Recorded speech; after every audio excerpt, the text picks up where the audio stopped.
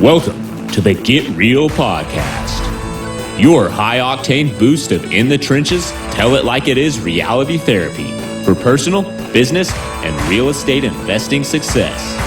With your hosts, powerpreneurs, Angela Thomas and Ron Phillips. It's time to get real. Hey, everybody. Welcome to the Get Real Podcast. I'm Angela Thomas, and I'm here with Ron Phillips. Oh, yeah. Gonna Thanks be a good one. for joining us. They're all good. I say that every time. You do. You're like, this one's going to be good, and it is. It's always beautiful out here in Charleston. So Yeah, it's nice here this week, too. I went to California last week when it was freezing and came back for the nice weather. Looking good. We're excited to be here. Yeah, we are. Hopefully you guys get a ton out of this. Hopefully you guys are getting a ton out of all of these. If you are, throw us a comment, like it, share it. Don't keep us a secret. You don't lose anything by sharing the Get Real podcast. So No, there's room for everybody. So What we're going to talk about today is how to rise above a toxic work environment. And, I'm not sure if we're completely qualified to talk about this. We're probably not with anything we talk about. But we have experienced a lot of this and worked through it in our own company. So I think it's going to be pretty interesting to chat about here. yeah, I mean, this is for if you are in a company but don't own it. So a lot of times we talk about business owners and real estate investors because that's kind of who we are. But a lot of what we talk about can apply to anybody, And Angela has, So we're going to lean a little bit on Angela today. She has corporate experience. Ron has zero corporate experience, never worked in a corporate environment. I feel bad. I mean, a lot of times we talk to, we talk a lot about business. We talk a lot about real estate investing. We talk about, this stuff because it's what we do, right? But it's really important too to understand that there's a bunch of people out there who are stuck in, people who have made the decision to be in the corporate world. Good, bad, ugly, whatever it is. So we're going to lean a little bit on Angela because Ron has actually had zero experience in the corporate world. Yeah, and of course, this does apply to smaller businesses. And if you are an owner of a smaller business, a lot of this might hit home. You might see it in your own organization. If you're a manager in a smaller business, right? Because you can affect change in your environment, wherever your environment is. So yeah. So first of all, I mean, the biggest reason this matters, of course, besides making it miserable to go to work, is that high performers don't stay in toxic work cultures. They just don't. A lot of high performers they will never go there. They can sniff it out. But if somehow you manage to hide it during the interview process, they're not going to hang around for long. Right. And obviously you want a lot of high performers. So if your high performers are disengaged or not enthusiastic or quitting, this may be why.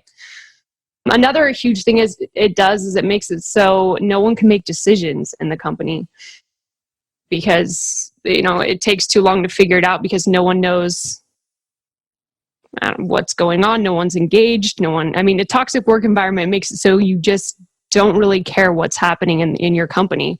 You're just kind of dreading it and going through the motions.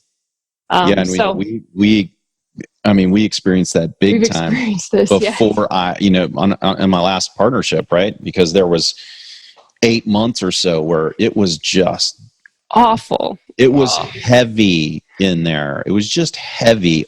Everybody felt it. I mean, it was, you walk in and it was just like death in there. Yep.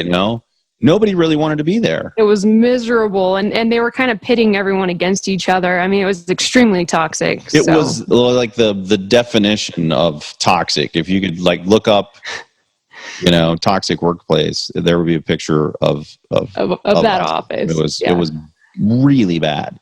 Yeah. So I have experienced that, and I've experienced it in a big way. Both of us have, and I think Angela has in other environments as well. But that was the worst I've ever experienced it. And man, if people listening are going to an office every day and that's what it feels like, I can't even imagine.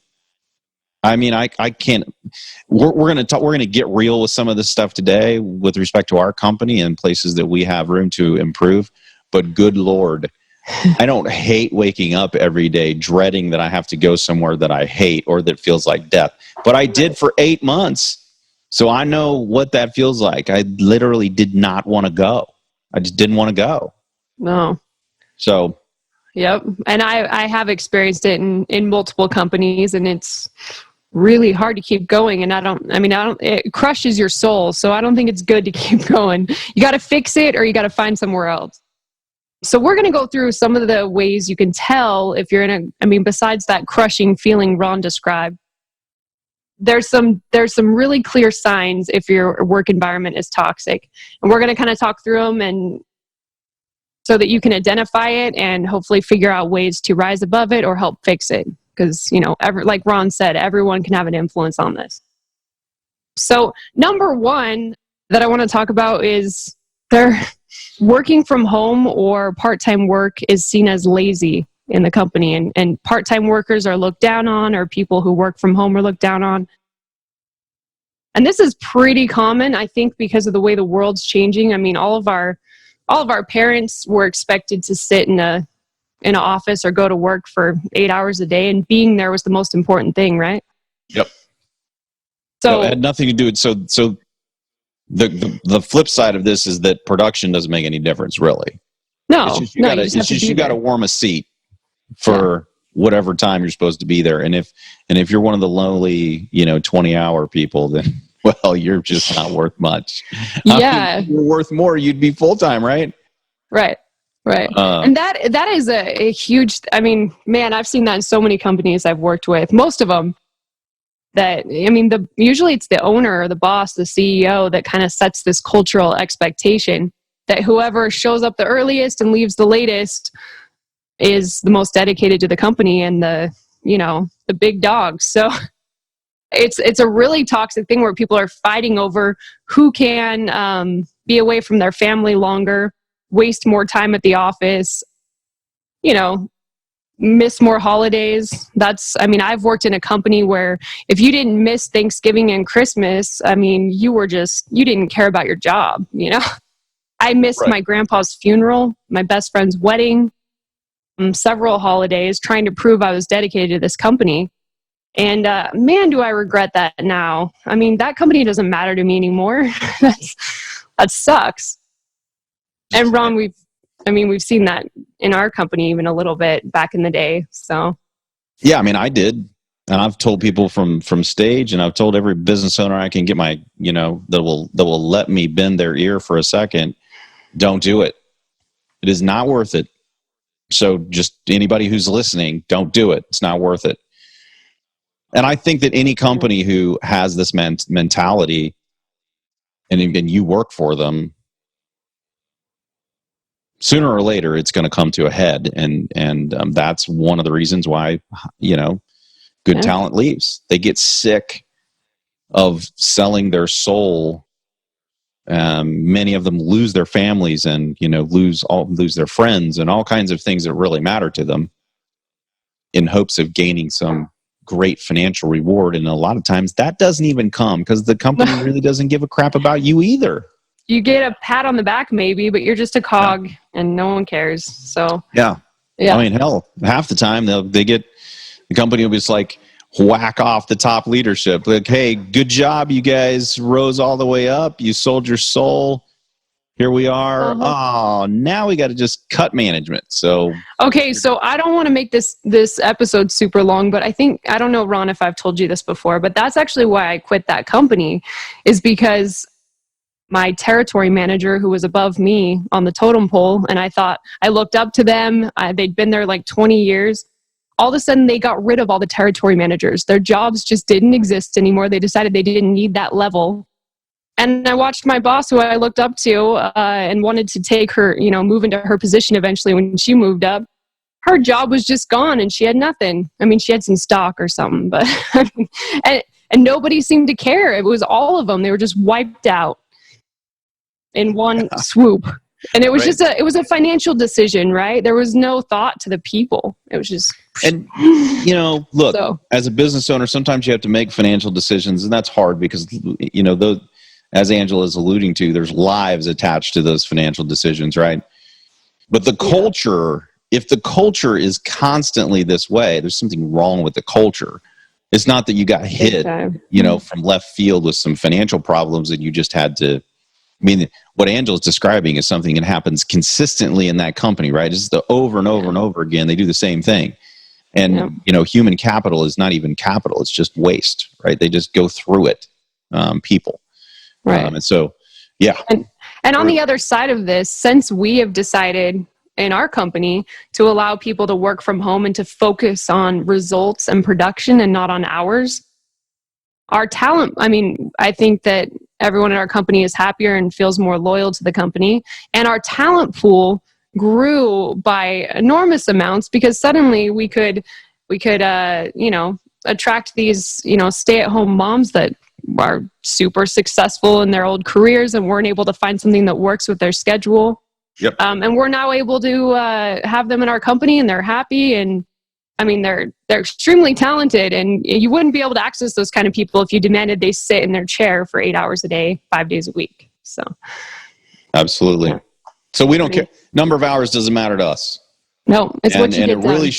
It really shouldn't matter to anybody unless there is a specific reason in your company why you've got to have a warm body there. And even then, having them there isn't the thing that really matters. You while they're there, you need production, right? That's really what should matter. That's really what should be the focus anyway, I think. Yeah, so switching from hours to production, even with hourly employees, I know you can't in like retail settings in certain places, but hourly employees in an office, if you switch that to what they're actually getting done that day, makes a huge difference, or it has for us. So really does. Yeah, the next one on here is entrepreneurship is frowned upon. And this one, Ron, I think you'd have a lot to say about actually, because how many business owners do you know that are scared that their employees or their right-hand people are going to go start their own business and maybe steal their ideas? I know a lot of them. And I think I've even said it on the podcast before that that's really short-sighted because, what if they do? What if they do leave? And I think you just have to look at it a little differently, right? Some of the greatest ideas come from the entrepreneur mind. And if you can have a few of those minds in your company, and if you can have those people, because of your culture, want to grow the company with their ideas, my gosh, you've got something that other people don't have. And if they do grow, ultimately they're going to grow to the point where they need to go do their own thing. It's not about they don't like you anymore. It's not about you don't like them anymore. It's about they have, just like you do, if you're a business owner, they have a desire and a need to go out there and create their own thing. And to the extent that you can help them do that, how cool is it that you've just you've just helped create another person out there creating jobs and making everything better. I think you just need to look at things a little bit differently, right? So, I just fundamentally don't agree with that. And I think I've said it before. Yeah. I'll leave it at that. Yeah. If that's the way you feel, that's great. Wreck yourself before you wreck yourself. Yeah, that's definitely a better attitude to have. So, all right, I think that was good. Moving on, the next one is management versus us culture. This is kind of like a top-down culture is the way I see this one, Ron. And we've seen this in our own company where you get the top management kind of bloated and all the ideas just are funneled down, no input from anyone below. That's a horrible way to look at it, actually. But that's how it is in a top-down culture, right? There's people below, and that's what they're called, which is also interesting, right? And there's so much of this now in America. The politicians and the media are fanning this fire, and it really pisses me off. So even in places where there is not this culture, people are being indoctrinated with this, and it's creeping into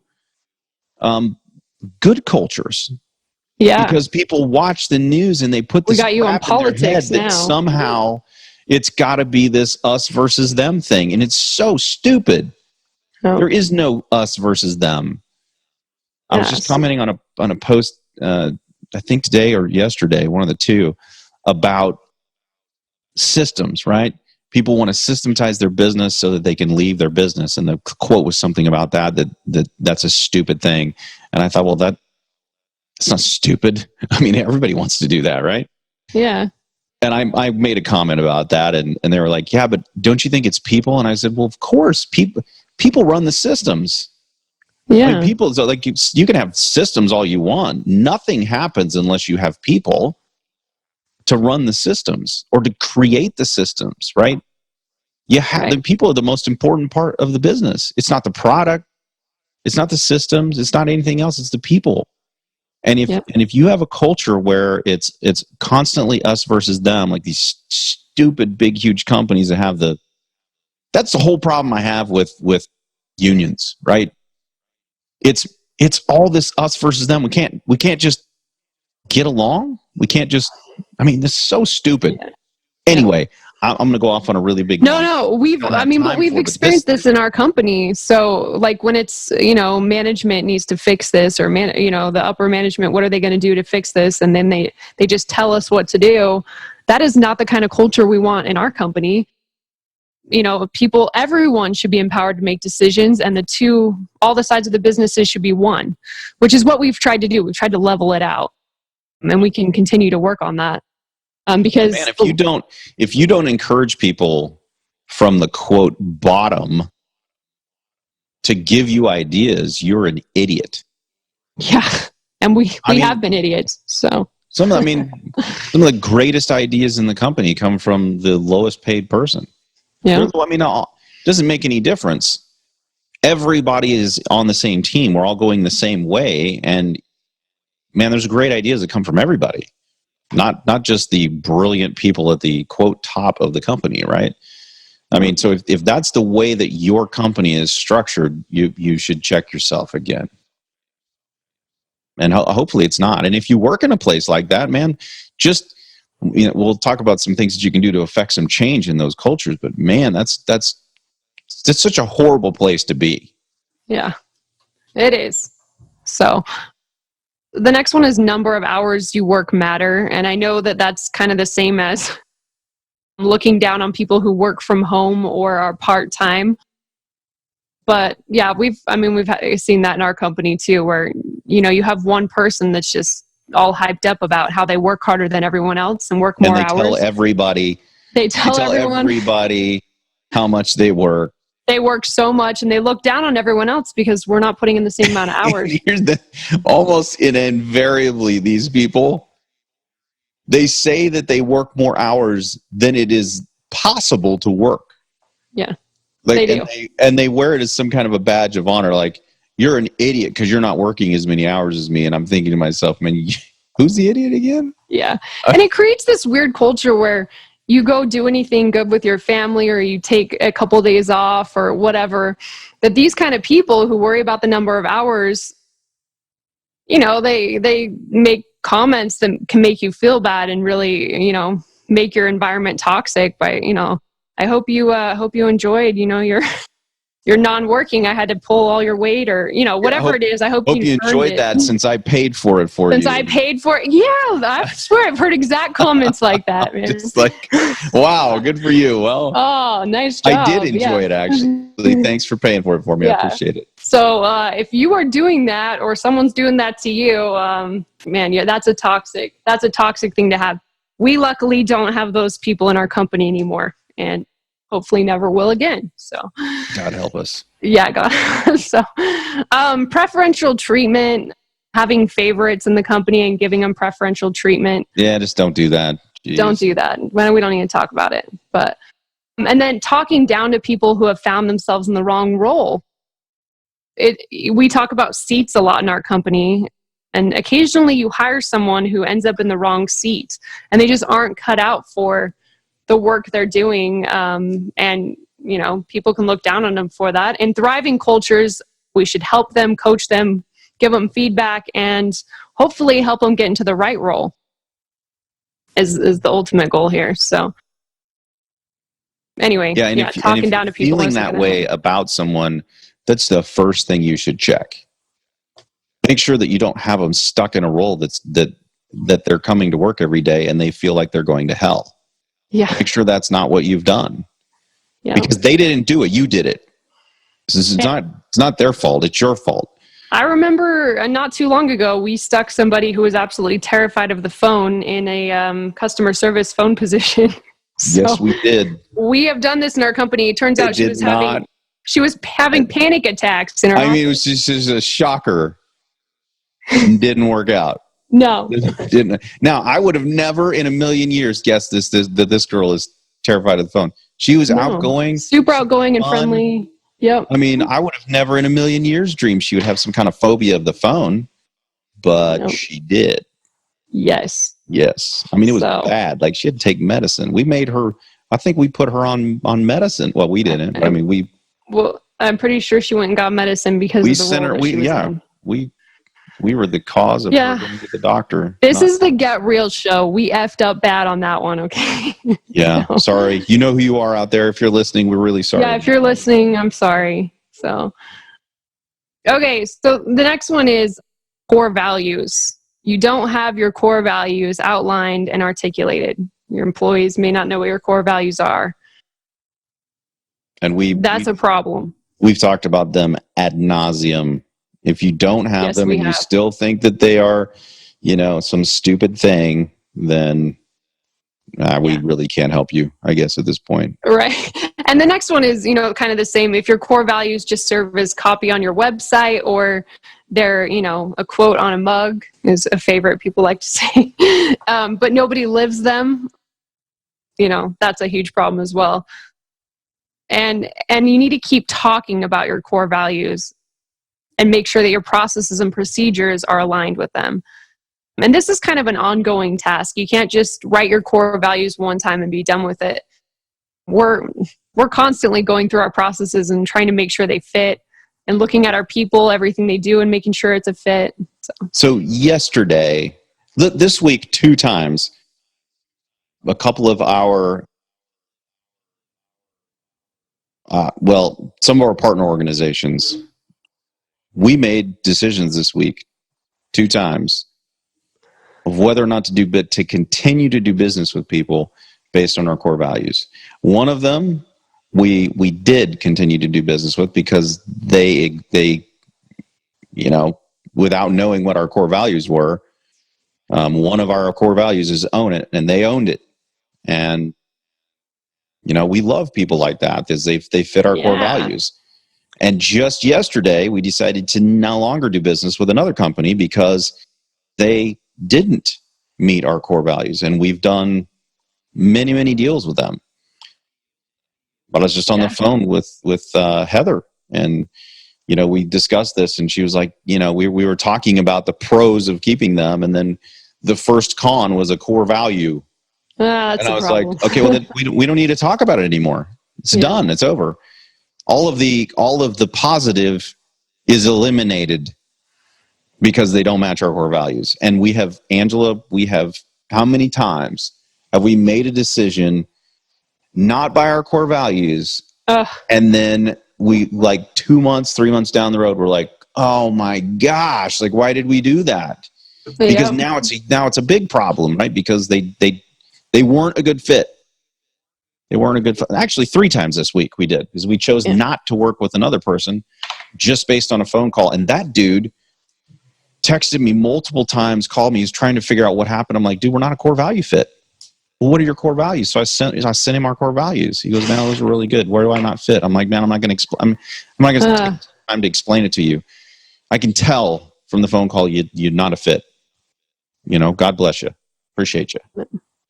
Yeah, those have become our guide in everything we do. And it's taken practice. I mean, it took us a while. I know when we first wrote our core values, we were called on not living them by, people in our organization a couple times, because we had those were our values and we believe in them, but it takes practice to use them in everything you do and to think about them before you make decisions.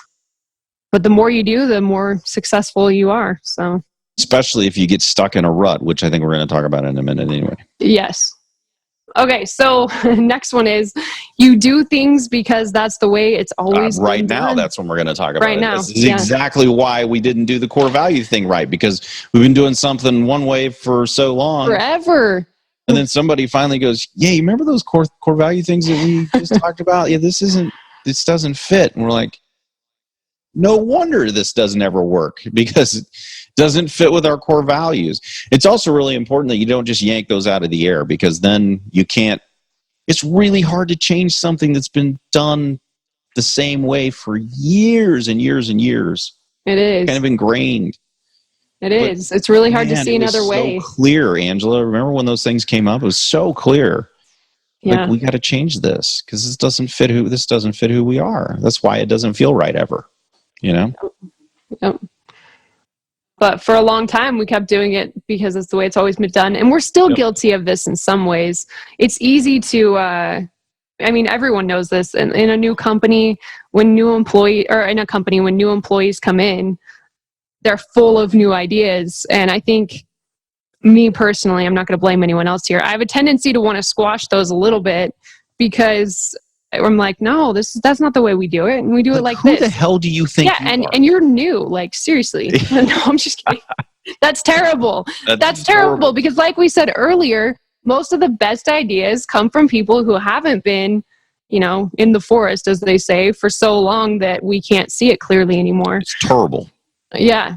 So we are trying to work on this one, because it's a hard one. You get stuck in a rut, you get used to doing things a certain way, and you think that's the only right way. But, the more you listen to everyone around you, the more successful your company is. So we're working on that. Okay, number 6, if you aren't paying attention to the needs and drives of others. Yeah, this is a big one. And this goes, like, if you own a company and you don't understand what drives people, and you don't talk to them relatively often about these things, you can miss really big things. You just can, right? And we do this relatively well, but still, we don't do it often enough. Angela, we were just talking about that beforehand. This is a really good list, because some of these things on here that we need to work on. This is this one. This has opened our eyes. The next one are pretty good. We're pretty good at this one, understanding the needs of our people. But man, sometimes even as good as you are, you can miss things if you're not asking constantly. Yeah.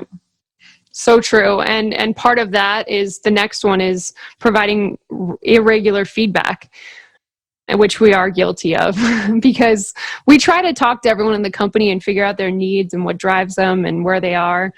And that's important to us, like Ron said.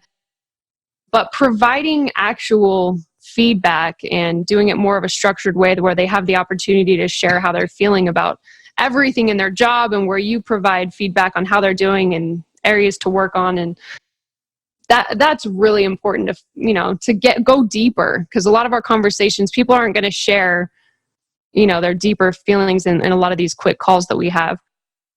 So these sit down feedback meetings are something that we need to work on, and I think they are really important for a non-toxic work environment where people stay.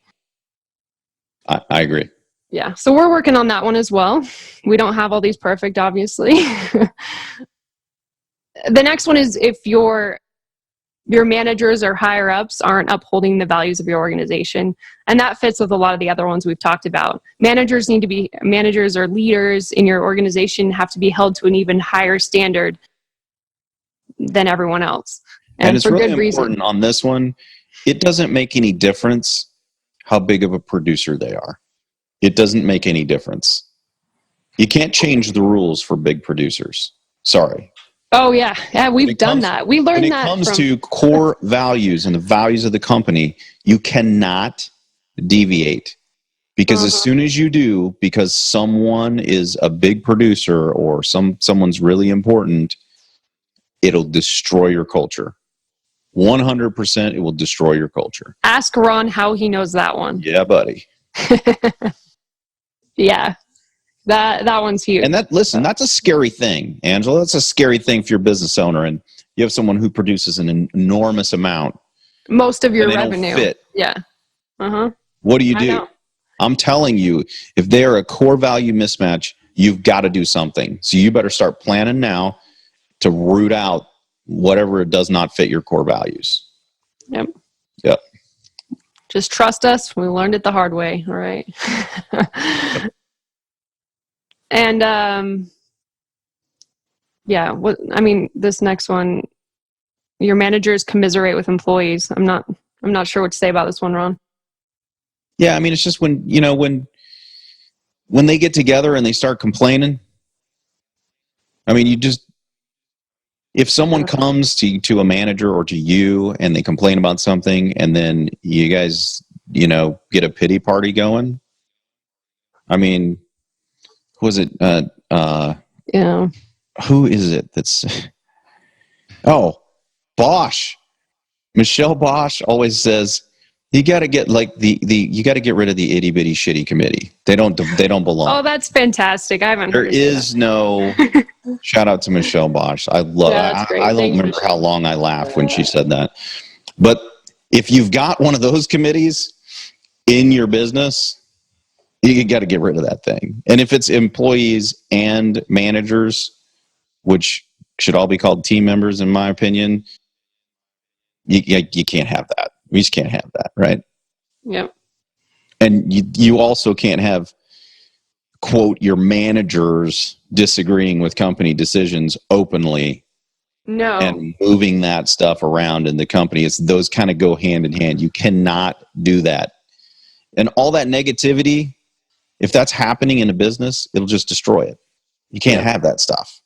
No, and we see this in ours too, Ron, where people complain about each other, not necessarily just things the company is doing, but about each other to the managers or their boss or whoever, instead of confronting the person and fixing the problem themselves. And I think that's ultimately what we're working towards, is you can empathize with them and say, I'm sorry you're feeling that way.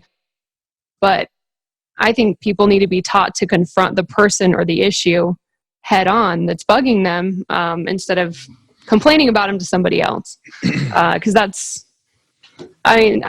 is a huge toxic thing that happens in companies. Everyone's talking about each other behind their back. I mean, that's also under the definition of toxic workplace, right?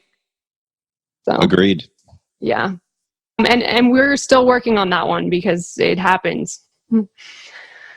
Okay, next one. You're not coaching and mentoring your direct reports using the values of the organization. So using your core values.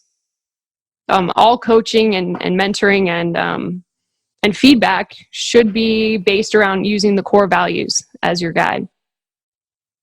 And if you don't do that, you create entitled little punks. And that's the next one. Entitled little punks. If there's entitled little punks in your organization, then you've screwed something up. Yep. You just cannot have entitled freaking people. We call them prima donnas in our office. You can't have entitled snots running around. Yeah. If you got a bunch of people that are entitled or thinking they're not making enough money and arguing about it and getting other people upset about it, boy, is that going to throw a wrench in your business. So this next one, Angela, I think this is really, like, every company has change, right? But I think if people are resistant to change, I think sometimes it's the people's fault, but I think largely it's the fault of whoever the leaders are. Because the leaders are not explaining. Most of the time when people have a hard time with change, it's because they don't understand why. Yeah, they don't understand the reason. That is true. They don't get what you're doing. They just think you're doing something to them. Right. If the leader is good, they get people excited about it and on board with it and feeling like they're choosing the change as well. It shouldn't be the top-down thing, like we chose this change and we're making you guys do it. It should be we are all choosing to do this together because it's going to help us do X. Yeah, what is that? I'm the government. One of the scariest things that you can ever hear is I'm the government and I'm here to help you. Oh, yeah. It's like that, right? If that's what it feels like when you come in with change to your team, that's going to be bad. It's going to be bad. And you cannot blame them for that. That means you suck as a leader. That doesn't mean that your people suck. That means you suck. Yeah, right? Exactly. So anytime, we've done this a couple of times where we have really thought things through and then we go present it and we didn't really think it through very well. We were like, oh, yeah. I mean, like, You can get some input first, right? Okay, so all of this kind of brings us to, what do you do to fix this? And I, Ron said we were going to talk about what you do in a corporation. You can make changes in a corporation, but if it's a large corporation where this is prevalent throughout the entire thing, and you're, a manager, you're not going to be able to fix the whole organization. So this one actually kind of applies to smaller businesses or areas where you have some control over the hiring. Because a huge way that we've been able to fix this in our company has been through who we hire and our HR process.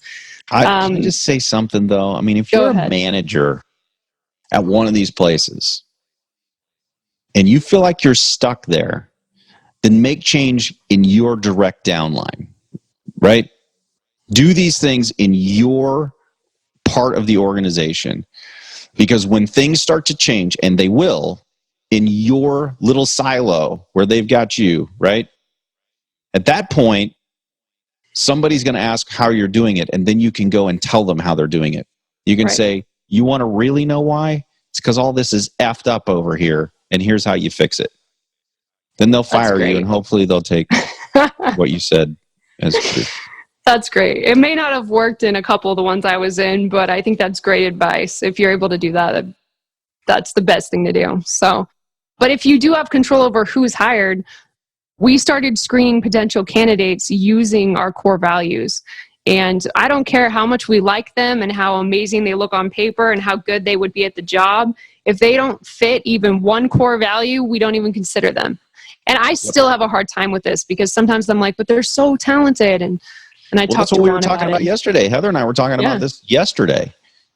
The list of pros was big. Yep. There was one con that we got to, and it was. But it was a big one because it's a core value, right? Sorry, that's it. I don't care how good they are. And that's tough, especially with the unemployment rate low and you get a little desperate. But you'll F up your company if you let those people in. So it's really important. And like we talked about earlier, like who's responsible for it? Every individual in an organization is responsible. As leaders, we're the most responsible, and it all comes back to the leadership. Of course, it starts at the top. But every person in your company can kind of make or break your culture. So extremely important to be careful about who you hire. So kind of to wrap this up, if your workplace is toxic, what can you do about it? Start with, being careful about who you hire if that's in your control. And then changing who you are. Ron, we talked about this a little bit earlier. You have to start with trusting people first, trusting people in your organization, and that kind of trickles down to everyone else. And that one's hard, especially if you've been taken advantage of or, had a problem with this for a long time. This kind of a toxic culture makes people not trust each other and not like each other. It does. And anytime that you've been screwed over, it chips away at the trust. You cannot stop trusting people first. Let them give you a reason to not trust them before you do that. You can't start out distrusting people because then you started out on the wrong foot in your relationship, right? And that goes really well with the next thing that you got to do, and that is to earn people's respect. Respect is not something you can just demand because you're, quote, at the top. That does not happen. Respect is earned. And generally speaking, respect is earned because you are also giving respect. You're not just receiving it, you're giving it. It goes along with trusting people, right? It does. And the next one goes along well too, is be compassionate to people's circumstances. Remember, we're working with people here.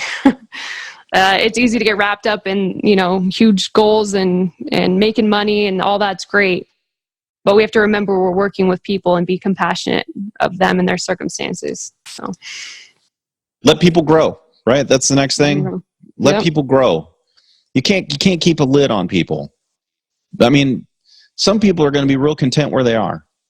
You're going to have other people in your organization who are not content. It's not because they want to take over the organization. It's because they have the same drive to grow and learn and become as good as they can become as anybody else does. So you can't hold them down, right? Yeah, that's awesome. Respect the way people like to get their work done. We talked about this a lot with, counting hours and looking down on people who work differently than you or work from home or have a different circumstance. However they like to get their work done, respect that. If they're producing, they're producing. That's it. Yeah, and when you've given somebody the ability to make decisions, you have to actually give them the ability to make the decision, right? You can't go, hey, I want you to make this decision. And then when they do, you go, no, that was the wrong decision. Should have made this one over here. You suck.